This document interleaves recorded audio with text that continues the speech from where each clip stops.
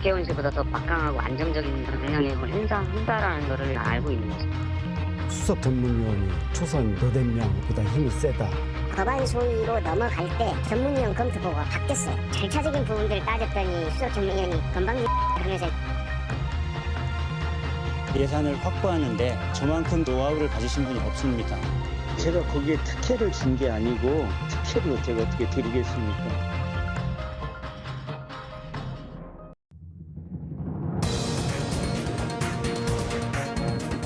안녕하십니까. 스트레이트 김효엽입니다. 안녕하십니까. 허유루입니다.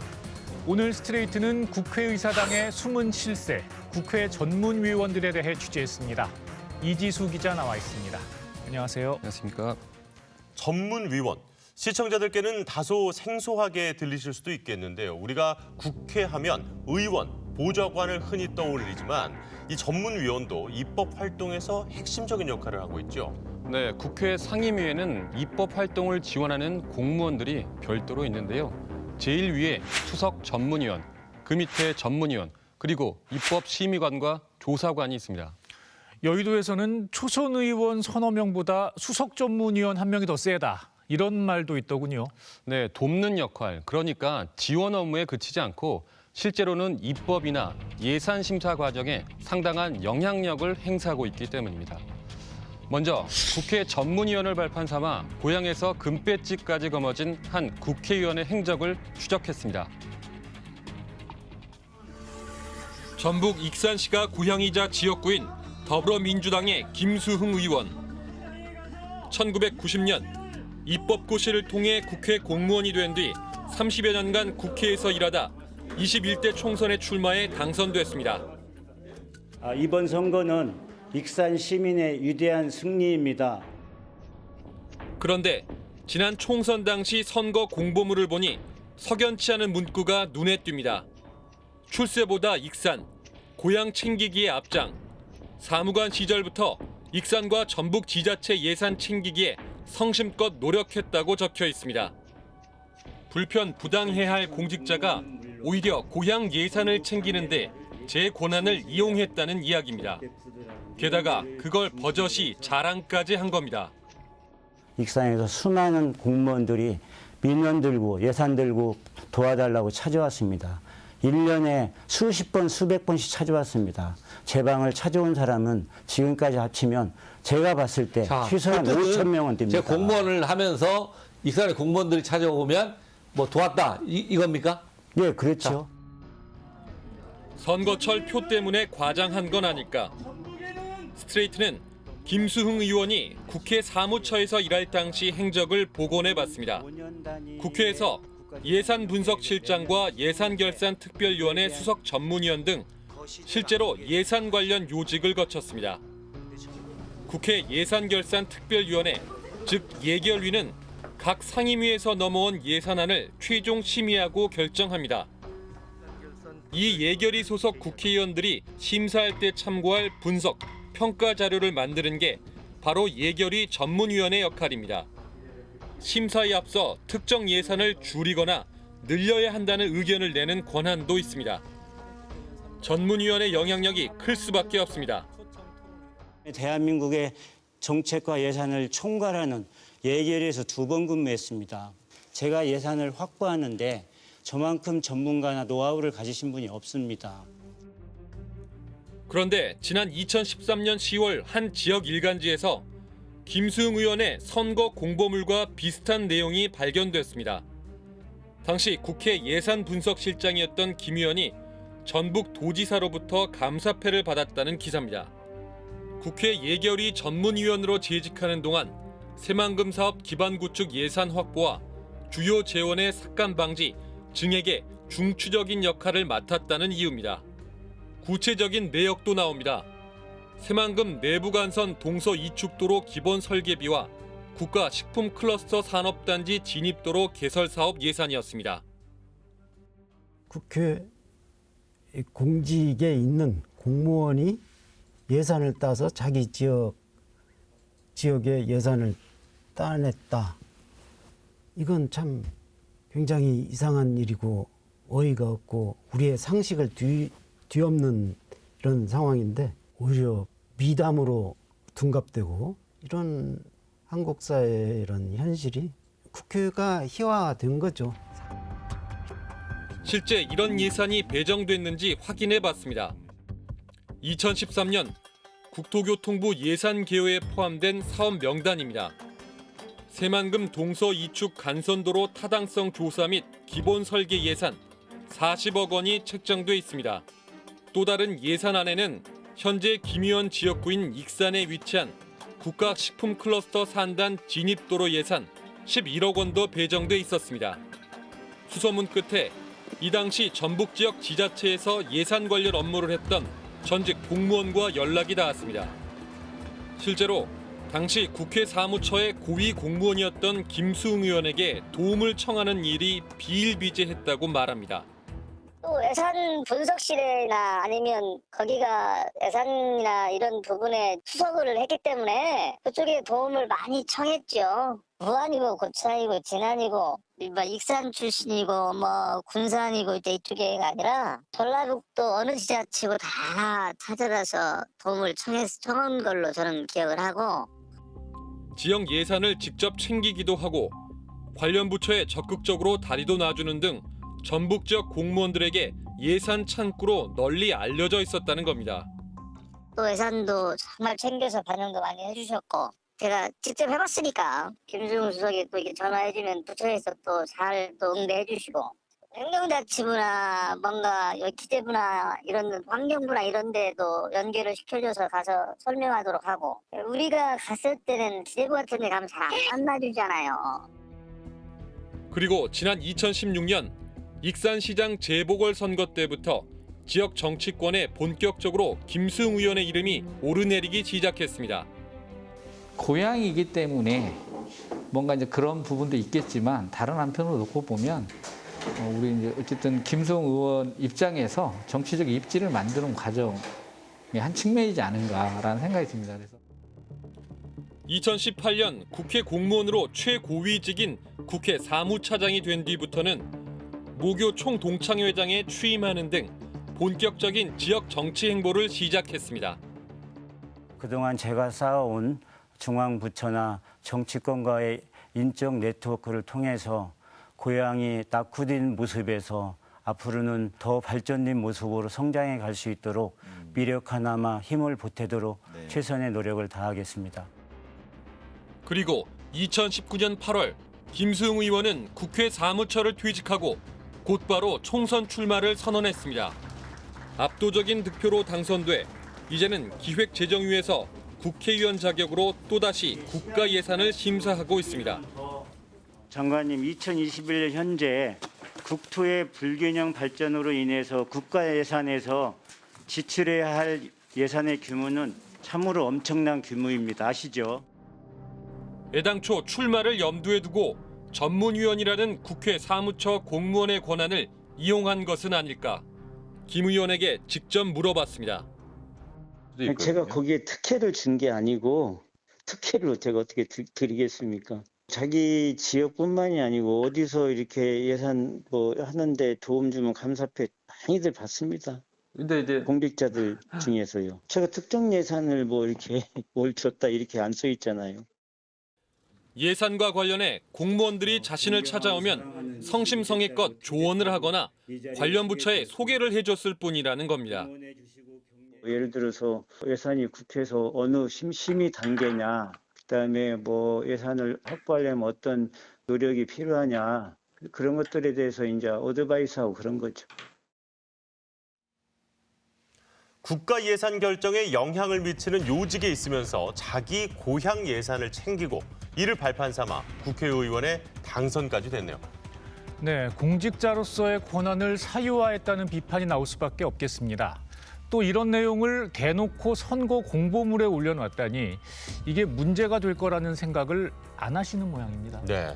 그런데 국회 전문위원이 이 수십억 원대의 예산을 좌지우지한다니까 그 권한이 정말 막강하군요.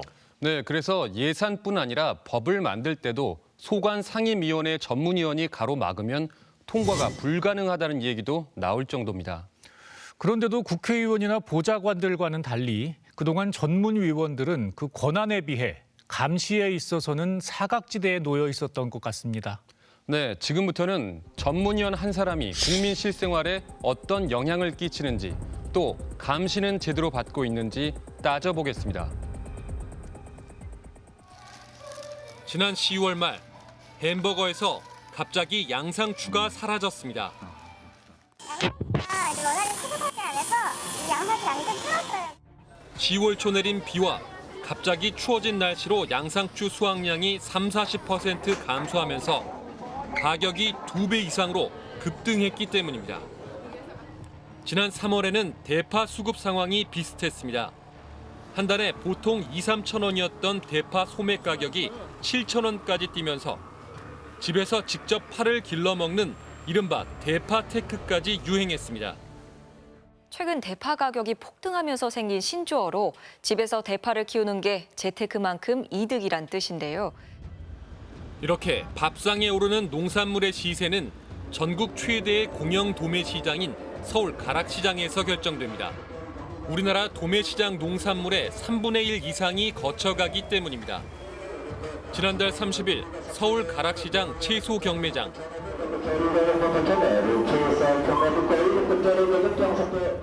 상인들이 상자에 든 깻잎을 뭉치째 꺼내 이리저리 살핍니다. 경매사가 경매 시작을 알리자 단말기에 제각각 가격을 입력합니다.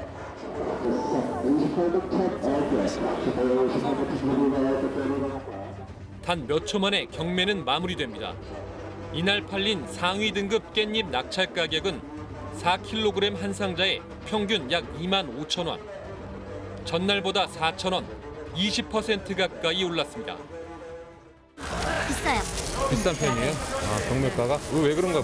아무래도 양이 좀 줄었어요. 이처럼 가락시장은 전국의 생산자가 농산물을 보내면 도매시장법인이 경매에 붙이고 낙찰을 받은 중간 도매인이 다시 소매상인에게 농산물을 넘기는 4단계 구조입니다. 낙찰가, 그러니까 시세가 올라가면 산지 농민들에게 돌아가는 목도 그만큼 커지는 게 장점입니다. 하지만 공급이 부족할 때는 시장 과열로 가격 폭등을 불러 소비자들의 부담이 커지고 공급이 넘칠 때는 낙찰이 안 된 농산물들이 가격 폭락을 불러와 농민들의 손해가 커집니다. 급등락, 즉 출렁임이 큰 게 단점이라는 겁니다. 올해 8월에 그 애호박이 있어요. 애호박 한 박스에 경매 가격이 1,000원이 나왔어요. 그리고 500원까지 나온 적이 있어요. 그냥 포기해. 그래서 그냥 하우스 문을 농민들이 그냥 다 태워 죽인 거 아니야. 내가 이렇게 농사 진 거 이렇게 받을 바에는 인건비도 안 나오니까. 그래도 돈을 항상 버는 곳이 있습니다. 바로 경매시장에 판을 깐다고 할 수 있는 시장 도매법인 6곳입니다. 이들은 가격 등락에 관계없이 경매가의 4에서 5%를 수수료로 챙기며 1년에 1,700억 원대 매출을 올리고 있습니다. 새벽 4시에 농민한테 전화해가지고 당신 배추 경매 안 됐으니까 가져가겠냐. 그럼 해남에서 새 빠지게 올려 보냈는데 다시 또 운임비 주고 갖고 내려올 농민이 누가 있습니까? 그거 알아서 팔아달라. 그러면 반값에도 팔게 되는 거죠. 이런 경매 시장의 단점을 보완하기 위해 나온 게 이른바 시장 도매인 제도입니다. 가락시장 경매 방식과 달리 산지에서 농산물을 사온 시장 도매인이 바로 소매 상인들과 거래하는 방식입니다.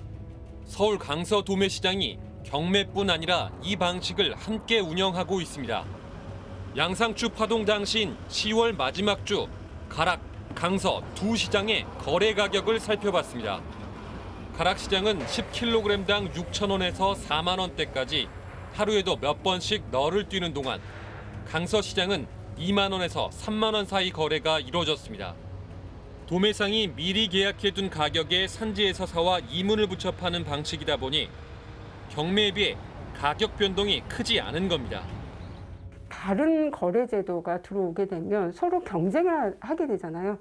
경쟁을 하게 되면은 이 가격의 진폭도 덜 해줄 수 있는 거고, 농민 입장에서는요, 내 거래처가 하나가 더 생기게 되고 서로 내 물건을 사려고 하니까 가격도 어느 정도 보장이 되는 거고. 경매제를 보완하는 이 시장 도매인 제도가 법제화된 건 지난 1999년입니다. 그러나 주무부처이자 허가권을 쥔 농림부는 제도 도입을 탐탁치 않아 했습니다. 과연 가격 안정에 효과적인지 아직은 모르겠다는 게 표면적인 이유였습니다. 시장 도메인의 도입 근거라고 말하는 이 두 가지 이 근거, 농가의 수치 가격에 어느 것이 더 유리한가, 또 가격 변동성을 어떻게 줄일 수 있는가라는 것에 대한 해답이 되어야 되는데 아직까지는 그 부분에 대한 충분한 해답을 못 얻었다. 실제로 농림부는 전국 규모의 중앙 도매 시장 가운데 단 한 곳도 이 제도 도입을 승인해주지 않았습니다. 그러자 농림부 승인 없이도 시장 도메인을 둘 수 있도록 하는 개정안이 국회에 발의됐습니다. 그런데 이번에는 소관 상임위 수석 전문위원이라는 벽에 부딪혔습니다. 법안 검토 결과 다양한 이해관계자의 의견을 수렴하여 입법 정책적으로 결정할 필요가 있다는 의견을 낸 겁니다. 각각의 입장은 뭐고, 이거는 기본적으로 들어가야 되는 정보인데 문제는 이제 그 끝말미가 신중한 고려가 필요합니다. 또는 뭐 사회적 합의 형성에 시간이 필요합니다. 그러니까 이런 말들은 의안 심의하는 위원들한테는 이게 굉장히 골치 아픈 의제구나라는 이미지를 바로 주는 거예요, 정보를. 명시적으로 반대한 건 아니지만 사실상 반대 의견을 낸 거라는 얘기입니다. 한 발 빼거나 애매하게 의견을 제시한 그 법안이 실제로 그러면 처리가 어떻게 되느냐를 우리가 한번 고민해 볼 필요가 있는 거거든요. 그러면 그런 법안들이 제대로 심을 받아서 추진될 수가 없어요. 그냥 중구난방으로 좀 그냥 다양한 논의를 하다가 그냥 계류되고 유보되고 이런 방식으로 처리될 가능성이 커져버리는 거죠. 그러면 이 전문위원이 말한 다양한 이해관계자는 누구일까? 시장 도메인 제도 활성화에 가장 반대를 하는 건 도매시장 법인들입니다. 가격이 오르건 내리건 받아온 경매 수수료가 사라지기 때문입니다. 반드시 시장 도메인 제도는 재검토가 필요하며 최소한 절대 경매제 시장과 시장 도메인 제도 시장은 같은 시장에 병행 도입되어서는 안 됩니다. 농민단체 가운데 한 곳인 한국농업경영인 중앙연합회도 반대 목소리를 내고 있습니다. 이걸 조금씩 개선을 해 나가야지. 이게 경매 제도가 문제가 있다고 이걸 완전히 틀을 바꾸고 시장 도메인제로 간다는 것은 이거는 오히려 더 위험하다는 거죠. 알고 보니 한국농업경영인 중앙회는 도매시장 법인들로부터 매년 1억 원 가까운 기부금을 받고 있었습니다. 결국 개정안은 20대 국회 문턱을 넘지 못하고 폐기됐습니다. 시장 도메인 제도 관련 검토 보고서를 쓴 사람은 임모 당시 수석 전문위원이었습니다. 정확한 작성 취지를 확인하기 위해 임 전 위원을 수소문했습니다. 확인해보니 임 씨는 2019년 12월 국회를 퇴직했습니다. 그리고 작년 9월부터 도매시장 법인협회 고문을 맡고 있습니다. 시장 도메인 도입을 반대하는 바로 그 단체입니다. 국회 쪽에서 국회의원이 입법하거나 정부가 입법하거나 한 것들을 검토 의견을 작성하고 막 이러던 부서에 있었던 분이니까, 그래서 이제 그런 소통 창구 역할, 그런 전문성이라든가 그런 것 때문에 이제 임 고문님하고 관계가 있었겠죠. 1년 계약에 매달 고문료가 지급됐습니다. 이번 21대 국회에서도 비슷한 취지의 법안이 발의됐고 이 단체는 또 반대했습니다. 전문위원으로 일할 때부터 특정 단체의 입장을 옹호해 온 것은 아닌지 해명이 필요한 부분입니다. 기업이라든지 경제적인 이해관계 또는 지역적 이해관계들이 이 전문위원 검토 보고서를 통해서 국회의원의 입법 과정에 영향을 미치게 되는 그런 상황이 벌어지게 되는 것이죠. 스트레이트는 임 전 위원에게 여러 차례 연락을 취하고 검토 보고서와 이익단체 취업에 대해 질의문도 전달했지만 아무 대답도 들을 수 없었습니다. 임 전 위원이 고문으로 일했던 협회 측은 최근 계약 기간이 완료됐다고 밝혔습니다. 두 가지 문제를 짚어야겠습니다. 참고 자료라고 하기에는 그 영향력이 막강한 전문위원회 검토 보고서, 그리고 이분들의 전관 특혜 문제입니다. 자, 먼저 검토 보고서 문제부터 얘기해 볼까요? 네, 상임위에서 법안을 논의할 때 국회의원들은 반드시 전문위원회 검토 보고를 듣도록 국회법에 명시가 돼 있습니다. 법안이 타당하다, 아니다, 뭐 이런 내용까지도 이 보고서 안에 담겨 있는 거죠? 맞습니다. 그리고 이 의견이 국회의원들의 법안 처리 과정에서 마치 신호등처럼 작용하는 경우가 많습니다. 입법 과정에 숨은 실세라는 얘기가 나오는 이유도 여기에 있는데요. 검토 보고서를 둘러싸고 벌어진 한 사건을 보시겠습니다. 지난 2019년 7월 국회 의원회관 안에서 폭행 사건이 발생했다는 112 신고가 들어왔습니다. 장소는 당시 더불어민주당 윤일규 의원의 사무실. 국회 사무처 공무원이 윤 의원의 보좌관에게 폭행을 당했다는 내용이었습니다. 아마 맞았다고 신고됐을 거예요, 아마. 112 신고에는. 누가 보면 미런 거로 보기도 하고. 발단은 윤 의원이 발의한 에이즈 예방법 개정안에 대한 국회 전문위원회 검토 보고서였습니다. 윤 의원은 정당한 사유 없이 의료기관이 에이즈 환자 진료를 거부하거나 환자를 차별 대우할 수 없도록 법률에 명시하려 했습니다. 보건복지위 전체 회의에는 정당한 사유에 대한 구체적인 규정 등으로 법률을 보강하자는 전문위원회 적극적인 검토 의견이 제출됐습니다. 그런데 구체적인 논의를 위한 법안 소위가 만들어진 뒤 검토 의견에 부정적인 내용이 추가됐습니다. 개정안이 의료법에 있는 진료 거부 금지 규정과 중복된다는 거였습니다. 윤 의원 측이 수석 전문위원과 입법조사관을 호출했습니다. 의원실 안에서 양측이 논쟁을 벌이다 언성이 높아졌습니다. 법안 소위로 넘어갈 때 전문위원 검토 보고가 바뀌었어요. 제가 그런 절차적인 부분들을 따졌더니 이 수석 전문위원이 건방진 하면서 자리에 일어나고 박차고 나가버린 거예요. 조율은 소위원회나 상임위원회나 본회의에서 이루어진 사항이지 전문위원 수석 전문위원 들여다가 오라고 해가지고 너가 왜 내 반대 얘기를 썼느냐 이렇게 할 일은 아니죠. 제가 여기서 계속 앉아있을 수 없으니 나가겠다. 자리를 뜨려한 수석 전문위원과 윤 의원, 보좌관이 실랑이를 벌이는 와중에 옆에 있던 입법조사관이 넘어졌습니다. 갑자기 박차고 나가니까 다시 우리 의원님이 나가서 수석 전문위원을 어깨춤을 붙잡고 나랑 단둘이 이야기합시다 하고 다시 의원실로 데리고 들어갔어요. 근데 입법조사관이 지도 들어가야 된다고 그러면서 그 친구를 이렇게 떼어내서 문을 닫았는데 얘가 털썩 주저앉더니 의원님이 저를 의원실로 강제로 끌고 가려고 했습니다. 감히 의원한테 의원실에 와가지고 어떻게 감히 네가 나가고 싶을 때 나가고 들어올 때 들어오고 이런 식이었죠. 우리 직원이 너무 놀래가지고 저희 수석님이 아무 잘못이 없는데 왜 그러시냐고 이제 그러는 과정에 미쳐지게 된 거죠. 전문위원 검토 보고서 문구 하나에 국회의원까지 연루된 폭행 사건이 벌어진 겁니다.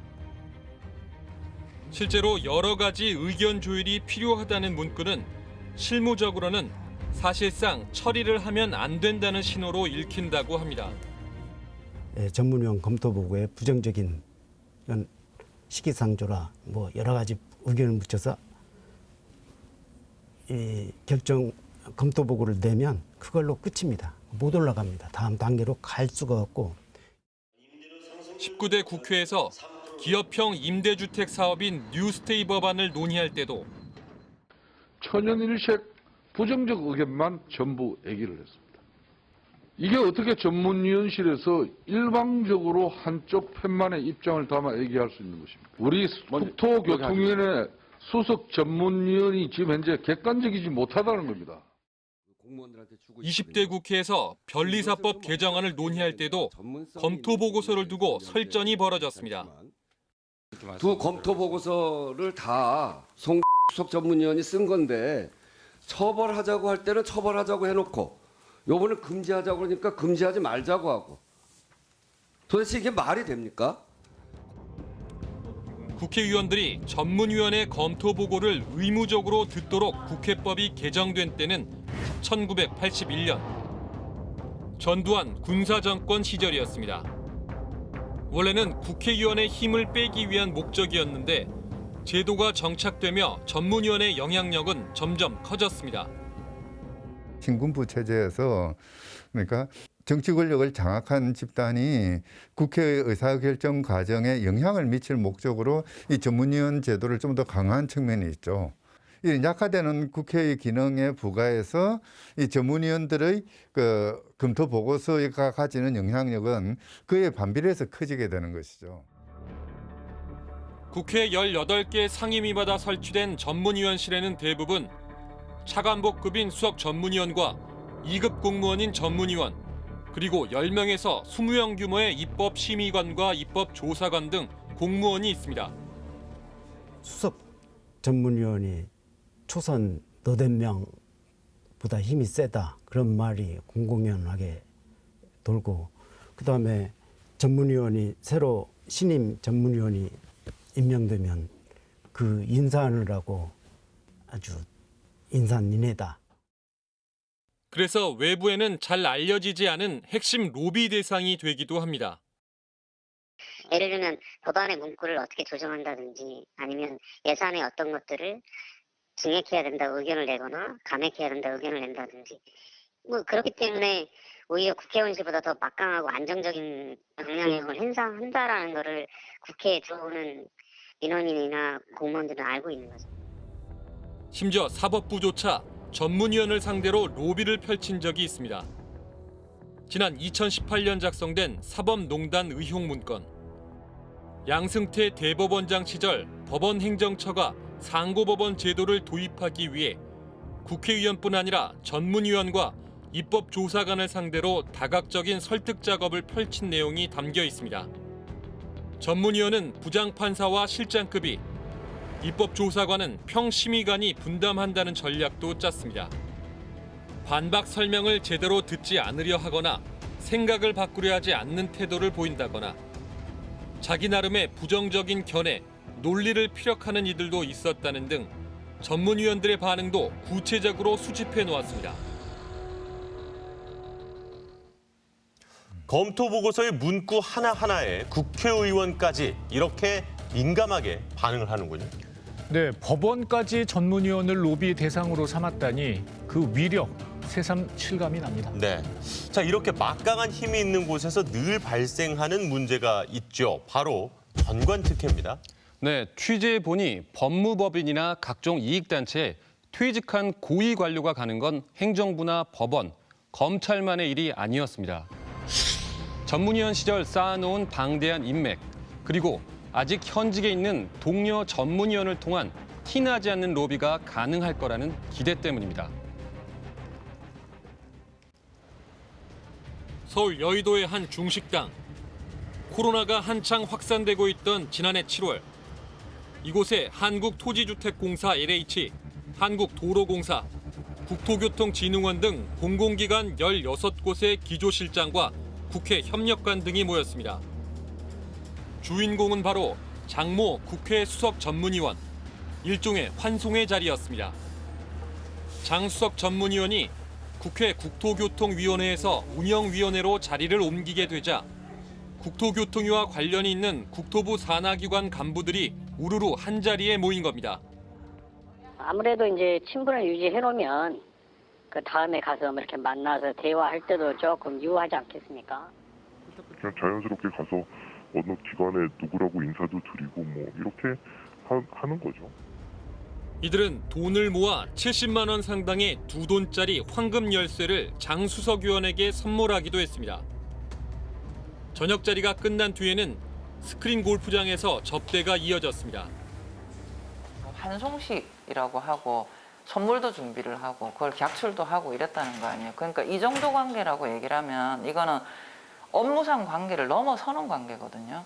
행정부처 공무원들하고 담당 소관위원회 공무원들의 사이가 일상적으로 어떻게 형성되어 있는가를 첫 번째 반증해주는 사례인 거고. 공공기관 간부들이 업무상 밀접한 관련이 있는 국회 상임위 수석 전문위원을 접대하고 금품을 제공한 사건. 언론을 통해 이 사실이 알려지자 국회 사무처와 국토부는 부랴부랴 감사에 나섰습니다. 장 수석 전문위원은 황금 열쇠값부터 참석자들에게 돌려줬습니다. 스트레이트가 입수한 국토부 감사 결과 보고서입니다. 당시 모임에 참석한 16개 공공기관 직원 총 26명에 대한 감사가 진행됐는데 환송회를 주도한 2명에게만 징계가 내려졌습니다. 다른 참석자들은 경고와 주의 처분만 받았습니다.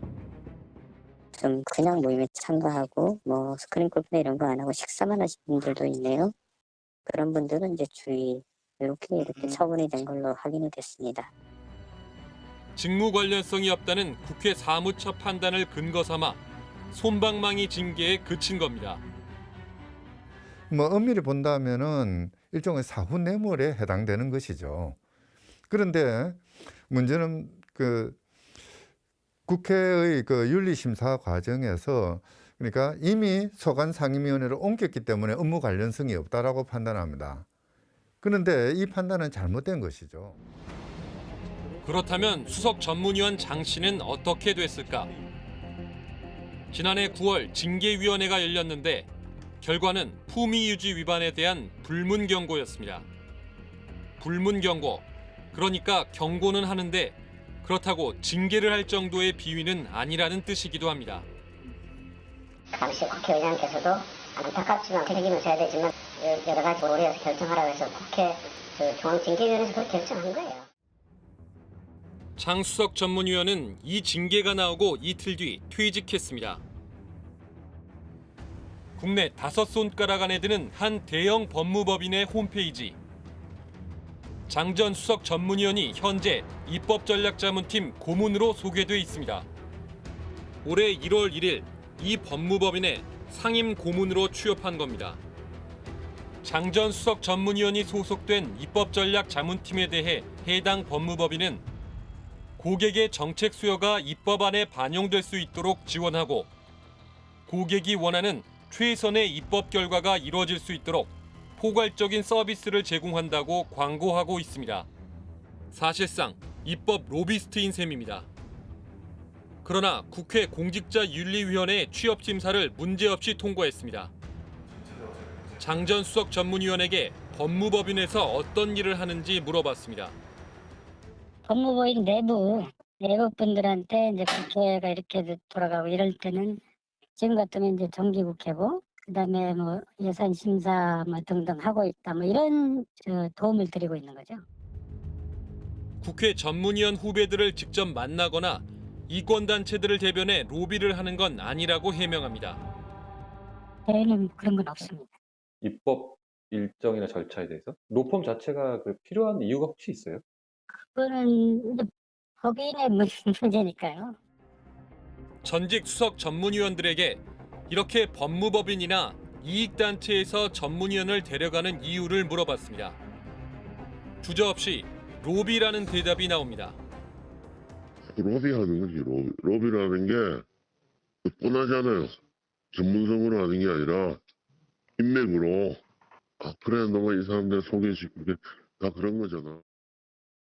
어떤 법안이 뭐 이해관계자들 입장에서 그 법안을 이해관계자들 불리한 법안에 대해서 무슨 반대 로비를 하거나 국회의원이나 정부 관료를 접촉하는 건 외부로 티가 날 수 있지만 전관 전문위원이 현직에 있는 선후배 전문위원을 접촉하는 건 눈에 띄지 않는다는 계산입니다.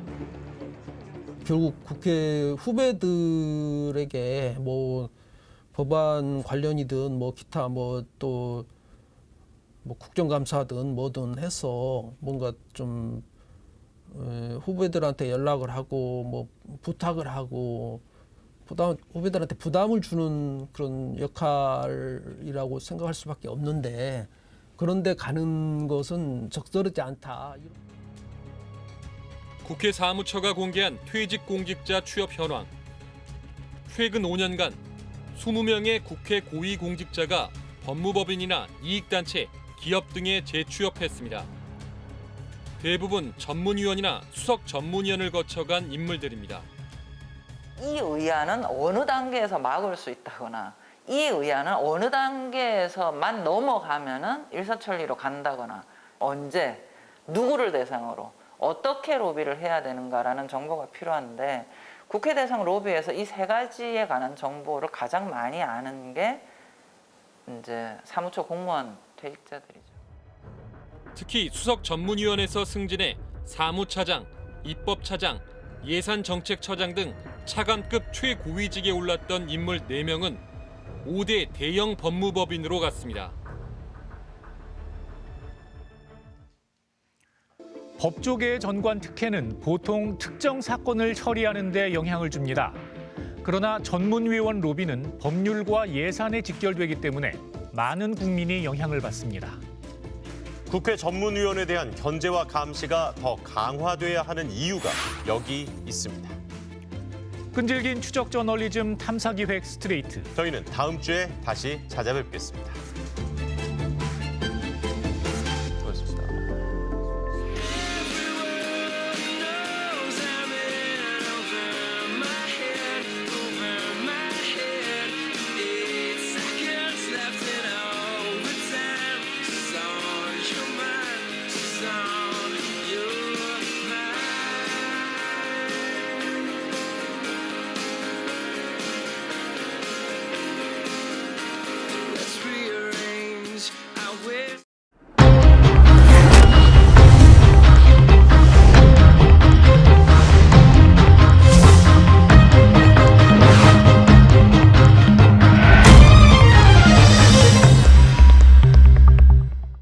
끈질긴 수다 저널리즘 스트레이트 후 67번째 시간입니다. 네, 진행 맡고 있는 아나운서 허일우입니다. 네, 안녕하세요. 김효입입니다. 자, 오늘도 이세욱 팀장 함께 하고요. 안녕하세요. 그리고 오늘의 취재 기자는 삼천 이주수 기자 함께 하겠습니다. 어서 오십시오. 안녕하세요. 네. 자, 이 기자 오늘은 정말 와, 이분들이 이렇게 힘센 분인 줄 몰랐던 분들인데 있는 줄도 잘 몰랐어요. 그렇죠. 뭐 보도에서 흔히 접하지 못했던 그렇죠. 분들을 네. 저희가 모셨죠. 네, 이분들의 권한에 대해서는 먼저 조금 설명을 드리고 가는 게 좋을 것 같습니다. 그렇습니다. 이분들의 권한은 이제 법적으로 명시가 돼 있어요. 국회법에 나와 있는데 그 위원회에서 안건을 심의할 때 먼저 취지의 설명을 듣는다는데 요거는 뭐 의원이 할 때도 있고 전문위원들이 할 때도 있는데 그거보다 중요한 게 검토 의견의 그 보고를 듣는다 이런 부분이 나와 있거든요. 예. 전문위원들이 뭐 어떤 안건이 올라왔어요. 그러면 본인들이 검토해서 여러 가지 사료도 찾아보고 뭐 여러 이해 당사자들의 의견도 종합해서 그래서 결론적으로 이 법은 어떤 방향으로 논의가 돼야 된다. 그런 검토 의견 결론을 짤막하게 내서 보고를 하면 그걸 듣고 나서 의원들이 심의를 시작을 합니다. 네. 그러니까 지금 오늘 우리가 소개해드렸던 분들이 이제 국회 전문위원이라는 분들인데 말하자면 이제 국회에는 입법조사처라는 곳이 있습니다. 네. 그곳에서 일단 근무를 하시는 분들이 상당히 많고요. 이것도 이제 시험을 봐서 합격을 해야 들어갈 수가 있잖아요. 그래서 입법고시라고 얘기를 또 하더라고요. 그러니까 우리가 흔히 이제 행정고시, 사법고시는 뭐 지금은 없어졌습니다만은 외무고시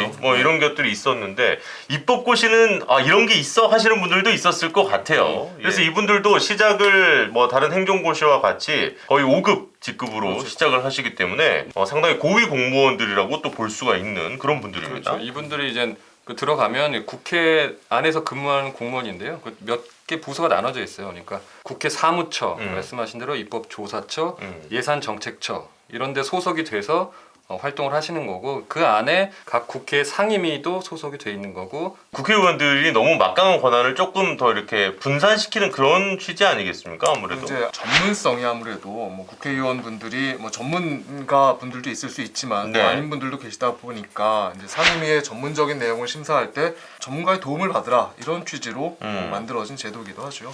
그러니까 취지 자체는 참 좋은데. 근데 이게 이제 늘 문제가 되는 거는 이제 그 안에서 또 발생할 수 있는 여러 이제 부작용들을 오늘 우리 이주수 기자가 취재를 좀 했어요. 가장 먼저 우리가 얘기를 했던 게 일단 검토 보고서. 그죠. 검토 보고서 설명드린 대로 특정 법안 혹은 예산안에 대해서 그 공무원들이 검토 의견을 내는 건데요. 뭐 이런 제도가 그 우리나라에만 있는 건 아니에요. 네. 검토 의견 자체를 낼 수 있는 건. 근데 그게 대부분은 서면 형태거나 혹은 뭐 특정 의원, 특정 상임위에 전달이 되는 거지. 우리나라처럼 법안을 심사하는 공개 회의에 시작을 이분들이 하는 건 이런 케이스는 굉장히 드물고 세계적으로 없다라는 그 지적이 많습니다. 네. 아까 그런 비유를 했었는데 이 법안 통과에서 신호등 같은 뭐 빨간불이냐 녹색불이냐 뭐 노란불이냐 뭐 이런 거니까 그만큼 이분들이 뭐라고 쓰느냐 마지막에 한 줄 그렇죠. 네. 뭐라고 한마디 하느냐 실제로 영향이 큰가 봐요. 진짜? 그러니까 요즘에는 의원 입법들이 굉장히 많잖아요. 그렇죠. 그러니까 개별 국회의원들이 사실은 올라오는 법안에 대해서 공부를 꼼꼼히 하고 또 뭐가 그 이슈가 되는 건지 그 전에 미리 알고 있어야 되는데 네. 이런 제도도 있다 보니까 조금은 소홀해지는 게 사실이거든요. 그러면은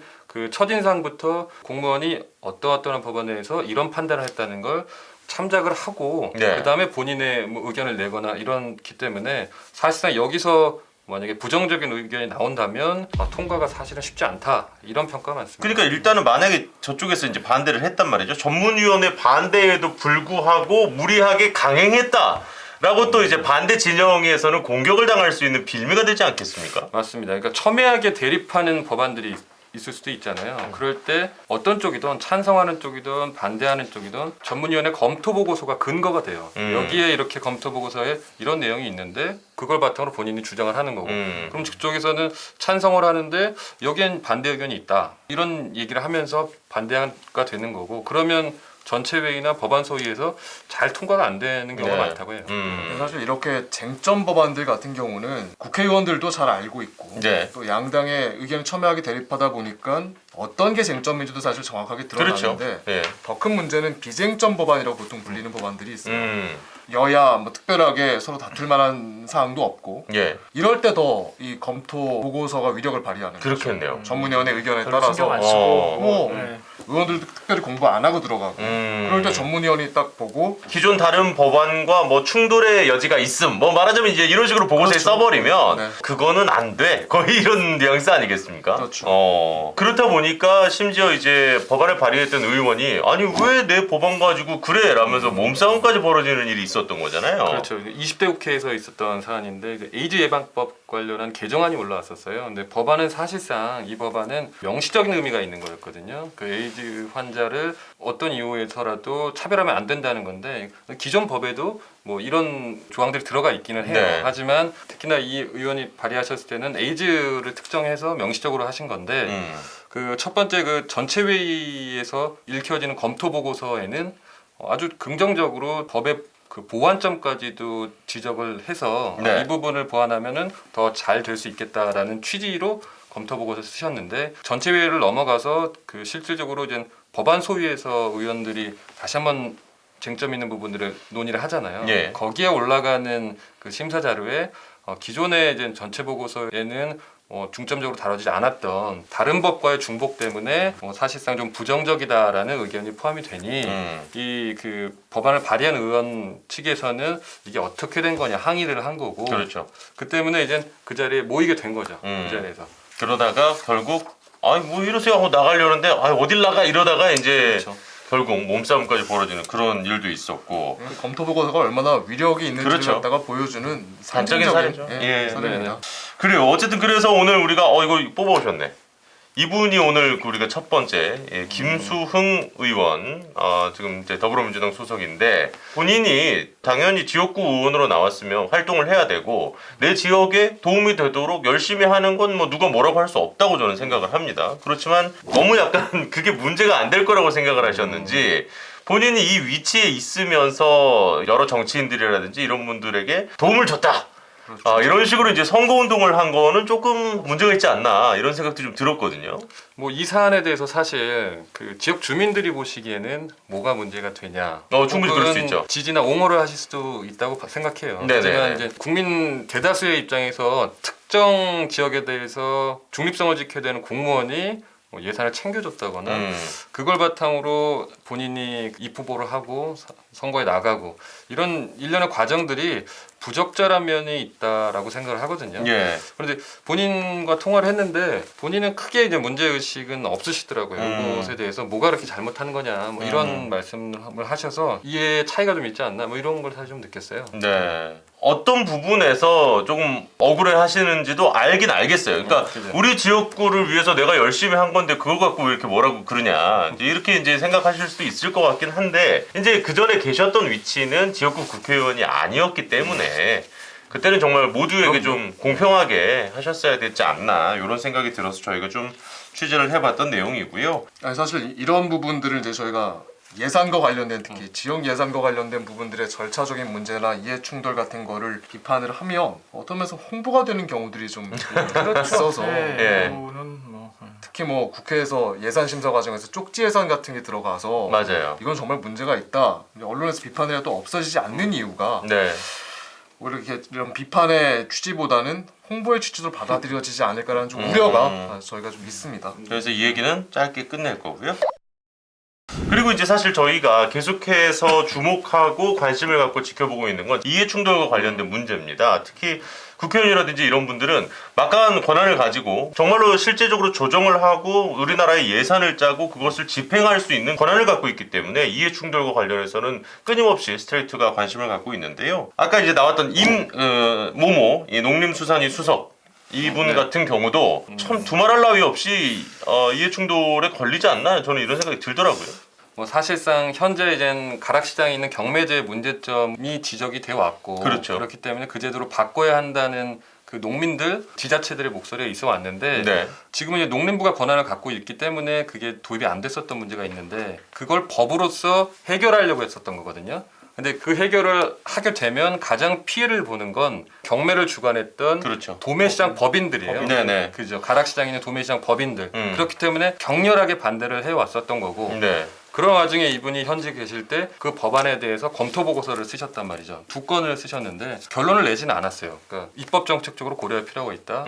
혹은 뭐 그 뒤에다가 뭐 다양한 이해관계자들의 의견을 반영해야 된다는 취지로 쓰셨는데 그거는 뭐 긍정이 아닌 거죠, 사실. 그러니까 사실상 쉽지가 않아진 거거든요. 시간이 계속 시간 끌기가 되는 거죠. 네, 그래서 20대 국회에서는 그게 이제 폐기가 됐고 그래서 이게 이제 회기가 끝나면은 결국 자동 폐기되는 거기 때문에 첨예한 법안들 가운데 상당수 그렇게 해서 다음 회기 이런 식으로 이렇게 넘어가다가 사라져버린 법안들이 정말 많아요. 이제 여기서 하나 짚고 넘어가야 될 건 이분의 검토 보고서 때문만으로 이 법안이 부결됐다고 보기는 어려울 거예요. 물론 사실. 그렇죠. 문제는 이분이 그 다음에 어디로 갔느냐가 문제죠. 그렇죠. 하필 거기로 또 그거와 관련된 단체로 도매시장 법인으로 이제 취업을 하신 거죠. 법인들의 모임인 그 협회에 취업을 하셔서 21대 국회에도 이 법안이 발의가 됐어요.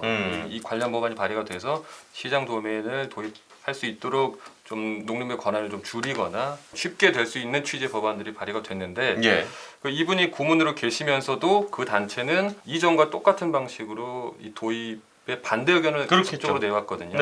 그리고 이분이 어떤 역할을 하셨던 건가 또 그럼 기존에 그 검토 보고를 쓰셨던 분이 제가 그 협회 담당자분을 통화를 해보니 똑같은 얘기를 하는 거예요. 저희가 아는 거랑 똑같은 상식적으로 이분이 그런 검토 보고서도 쓰셨고 국회 업무를 하셨기 때문에 그 분야에서 전문가이시기 때문에 우리의 소통 창구 역할로 모셨다.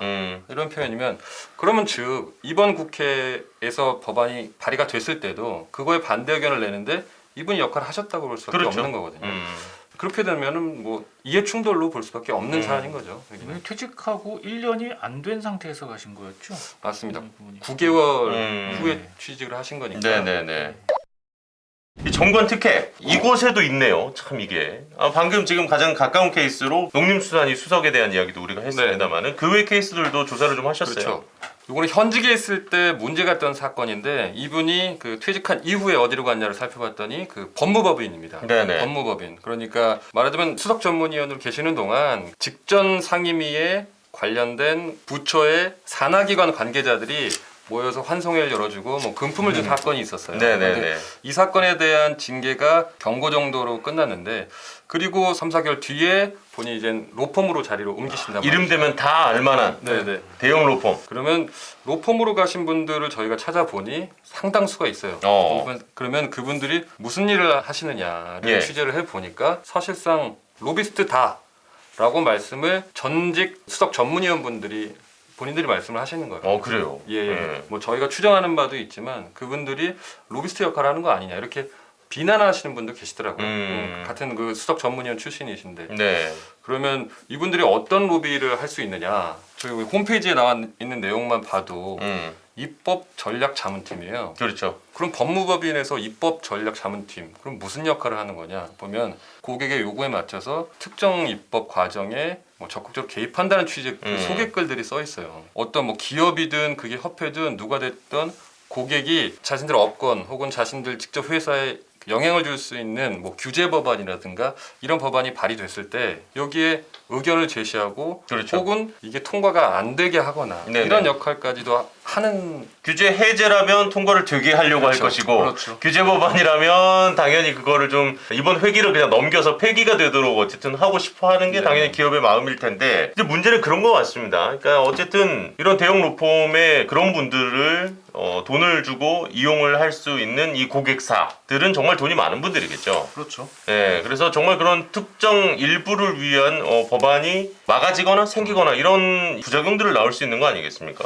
그렇죠. 그 말씀들을 들어보니까 기업의 그 대관 담당자들이 있지 않습니까? 네. 그런데 지금 이제 대관 담당자라고 이주수 기자가 얘기한 건 주로 이제 관을 그렇죠. 이제 상대하는 그런 그렇죠. 분들을 얘기하는 겁니다. 국회를 상대로 업무를 하시는 분들이 계신데 이제는 이분들이 직접적으로 나서기가 상당히 부담스럽다는 거예요. 어느 회사 소속인지가 다 드러날 거고 그렇죠, 그렇죠. 만남이 있어도 어느 회사에 누가 어디 수석 전문위원을 만났다든가 이런 게 뭐 알려지기만 해도 사실상 좀 불편하죠. 부담스럽고 쉽게 너무 넘어갈 수 그렇죠. 않을 수 있는 문제니까. 그런데 이분들이 이제 로펌을 통하면 로펌이 만나는데 뭐 어떤 업무로 어떤 이유로 만나는지 사실상 모르잖아요. 네. 모르게 할 수 있다는 거죠, 장점이. 사실은 이게 우리나라는 로비가 법적으로는 금지가 되어 있습니다. 그렇죠. 변호사 외에는. 그러다 보니까 이제 대형 로펌들만 이런 로비를 할 수 있는 법적인 장치가 되어 있는 거고 그러다 보니까 이제 이른바 로비의 창구 역할을 할 수 있는 분들을 로펌으로 모시고 네. 비싼 몸값을 주면서 모시고 이분들이 이런 대관 업무까지 담당하게 되는 뭐 그런 구조를 볼 수 있겠습니다. 수석 전문위원이면 차관급 차관복급. 차관복급. 예, 맞습니다. 차관복급일 텐데 이분들은 그 지적할 때 그 심사를 받아야 되는 게 아닌가요? 근데도 이렇게 뭐 별거 없이 그냥 계속 가는 모양이에요. 그러니까 그 국회 공직자윤리위원회 예. 심사를 받거든요. 예. 그런데 거기서 그 어떤 로펌을 갈 때는 별 문제가 되지 않는 거로 봐야 되는 건지. 그 법에는 자기 직무와 연관된 것을 갈 그렇죠. 수 없게 돼 있는데 일단 3년이죠, 보통. 근데 이 심사를 받으면 갈 수가 있는 거예요. 그러니까 본인과 관련 있는 회사든 뭐 어디 협회든 기관에 갈 때는 법적으로 안 돼 있는데 네. 이 공직자윤리위원회 심사를 통과하면 갈 수가 있는 거예요. 사실상 이제 면죄부를 주는 거죠. 그렇네요. 그런데 이분들이 저희가 이제 취업 현황을 살펴보니 뭐 로펌이든 혹은 본인이 수석 전문위원으로 있었던 그 상임위의 관련 소속 협회든. 부처의 네. 뭐 산하기관이나 산하기관. 협회나 이런 네. 데들 가는데 이 판단은 사실상 어떻게 되는지를 알 수가 없어요. 왜 음. 그러냐? 결과만 나오고 네. 이 의결 과정이 어떤지는 비공개사항이에요. 그렇기 때문에 밖에서 보기엔 이게 직무 연관성이 없어? 의아한데 이래도 확인할 길이 없는 거예요. 아, 그렇군요. 아니 국회 공보처에서도 또 어쨌든 좀 연락이 왔었다면서요? 아, 예. 그러니까 이 사안이 이제 전문위원 제도 자체에 대한 문제 제기에 초점을 맞췄다고 생각을 하시는 것 같더라고요. 국회 사무처에서 뭐 당연히 그러면 이제 본인들의 이제 권한을 축소시키는 방향으로 네. 뭐 보도가 나가진 않을까 그런 점을 우려하셨던 것 같은데 그쪽에서 결국 입장은 뭐라 그러던가요? 사실상 이제 국회 사무처에 대한 내용도 다룰 거고 그다음에 이제 전직 그 전관에 대한 얘기다라고 자세히 설명을 드렸고 네. 어떤 분들에 대한 사례가 있다고 설명을 드리니 그거는 지적할 만한 문제입니다. 아, 그래요, 결국. 정말 특혜에 관해서는 그렇죠. 말씀 들어보면 내부에서도 뭐 이런 지적들이 있다 보니까 뭐 어쩌면 저희가 자정작용을 좀 기대해 볼 수도 있지 않나 이번 보도를 통해서. 그래요. 예. 좋습니다. 아, 정말 이렇게 또 좋은 취재 애써 주셨고 마침 우리 이주수 기자가 이제 스트리트 내에서 호가 생겼었잖아요. 우리 삼천 이주수 기자와 관련된 이슈가 하나 있네요. 그 당시에 저희가 이제 부산 지역 국회의원 분을 취재를 했었죠. 전복민 그렇죠. 의원이라고 그래서 네. 사실 좀 큰 파장이 있었던 보도고 보도 이후에 이제 탈당을 이제 하셨습니다. 그렇습니다. 그리고 나서 어떻게 진행되는지를 좀 지켜를 봤는데 이분이 이제 그 탈당을 슬그머니 접으시고 다시 복당을 하셨다는 뉴스가 나와서 한 1년 정도 됐네요, 벌써 그게. 그렇죠. 예. 작년 연말에 보도를 해드렸습니다. 그렇죠. 네. 그렇다 보니까 이제 당연히 정치권에서는 뭐 민주당 입장에서는 비판을 좀 많이 했을 거고. 요거 이제 벌써 글쎄 시간이 좀 지나버려가지고 어떤 내용인지 기억 안 나시는 분들도 있을 것 같은데 그 전복민 전 의원이 그 부친이었죠, 그 이진 종합건설 거기 이제 전광수 회장님의 그 편법 증여 의혹과 관련된 걸 이주수 기자가 취재를 하고 있었는데 우리 회장님께서 이주수 기자에게 3천만 원을 제시를 하셔가지고 한 3개를 맞춰볼게. 3개요? 3천만 원을 가볼게. 30? 4천만 원을 가본다니까. 아니, 내가 그냥 이게 되는 것도 아니잖아. 만들어 올게. 만들어 올게. 죽을 때까지 같이 가는 거 내하고 인연을 맺으면 끝까지 간다. 지금 그 사건은 어떻게 되어 있죠? 이제 경찰 수사가 마무리되고 이제 검찰 단계에 있습니다. 그래서 지금 송치가 된 사건이고요. 편법 증여 관련된 거예요. 이 편법 증여 사건과 관련해서는 사실상 이제 경찰이 공정위의 그 조사를 지켜보겠다라는 입장을 밝힌 상태거든요. 예. 전 의원이 지금 복당을 하게 됐을 때의 해명을 취재를 해보니 경찰이 수사를 멈춘 상태는 사실상 본인이 무혐의를 받은 것과 다름이 없다라고 판단을 하신 것 같아요. 그래요. 그렇다 보니까 또 복당을 또 추진한 배경이 됐겠네요. 예. 저는 뭐 이 사안을 봤을 때 사실상 정당의 결정은 존중해야 된다고 생각을 합니다. 그래요. 그런데 뭐 이 사안이 처음 불거졌을 때 그러면 정당이 특정 의원에 대해서 제대로 된 조치를 했느냐. 그때 탈당을 하면서 조사도 하지 않았고 위험을 됐죠. 그렇죠. 네. 그렇게 됐는데 다시 복당을 할 때 그러면 이 사안에 대해서 정당은 무엇을 했는가? 그냥 가만히만 있다가 들어올 때는 그냥 허가해주고 게다가 뭐 알리지도 않았어요. 이 사안. 이 사안이 이제 기사를 통해 알려진 거거든요. 그래서 공식 입장도 내질 않았고 저희는 이제 요 지금 부정청탁 금지법 위반 관련 혐의 그리고 편법 증여에 대해서 새로운 이제 수사 속보가 나오는 대로 이 코너를 통해서 계속 전해드리도록 하겠습니다. 어쨌든 오늘 저도 이렇게까지 디테일하게 이런 전문위원에 대해서는 뭐 생각을 아예 안 해보고 있었기 때문에 이분들이 이 정도의 그게 있는지 그리고 또 이 정관 특혜가 있는지에 대해서는 잘 몰랐는데 그걸 또 오늘 새롭게 알게 된 좋은 보도 이주수 기자 고생 많으셨습니다. 예. 자 이제 우리 이주수 기자 클로징 멘트 하고 오늘 또 스트레이트 후 마무리하도록 하겠습니다. 구독, 좋아요, 알림 설정, 본방사수. 다음 주에 뵙겠습니다. 수고하셨습니다.